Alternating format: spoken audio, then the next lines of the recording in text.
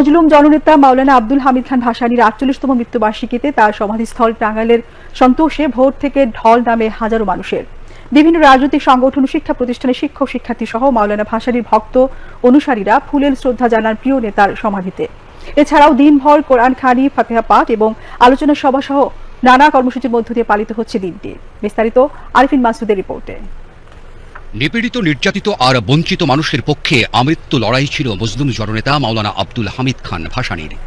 British বিরোধী আন্দোলন থেকে তৎকালীন পাকিস্তান সৃষ্টি আর স্বাধীন বাংলাদেশের অভ্যুদয়ে মাওলানা ভাসানীর ভূমিকা অবিস্মরণীয়। শোষণ ও বৈষম্য বিরোধী কৃষকের কণ্ঠস্বর মাওলানা ভাসানীর জীবনযাপন ছিল অতি সাধারণ ও অনাড়ম্বর, যা তাকে মজলুমের নেতা হিসেবে ভূষিত করেছে। মজলুমের এই প্রাণ পুরুষ মাওলানা আব্দুল হামিদ খান ভাসানীর ৪৮তম মৃত্যুবার্ষিকীতে টাঙ্গাইল পৌর শহরের সন্তোষে ভোর থেকেই প্রিয় নেতার সমাধিতে শ্রদ্ধা জানান হাজারো মানুষ। এ সময় সমাধি প্রাঙ্গণে বিভিন্ন রাজনৈতিক ও সামাজিক সংগঠনের নেতৃবৃন্দ, বিভিন্ন শিক্ষা প্রতিষ্ঠানের শিক্ষক ও শিক্ষার্থী সহ মাওলানা ভাসানীর ভক্ত ও অনুসারীদের ঢল নামে। মাওলানা ভাসানীর সত্য ও ন্যায়পরায়ণ জীবন থেকে শিক্ষা নিয়ে দুর্নীতিমুক্ত বাংলাদেশ গঠনে নতুন প্রজন্মের প্রতি আহ্বান জানান মাওলানা ভাসানী বিজ্ঞান ও প্রযুক্তি বিশ্ববিদ্যালয়ের উপাচার্য। মাওলানা ভাসানীর নামে প্রতিষ্ঠিত হয়েছে এই বিজ্ঞান ও প্রযুক্তি বিশ্ববিদ্যালয়ের ছাত্রছাত্রীবৃন্দ।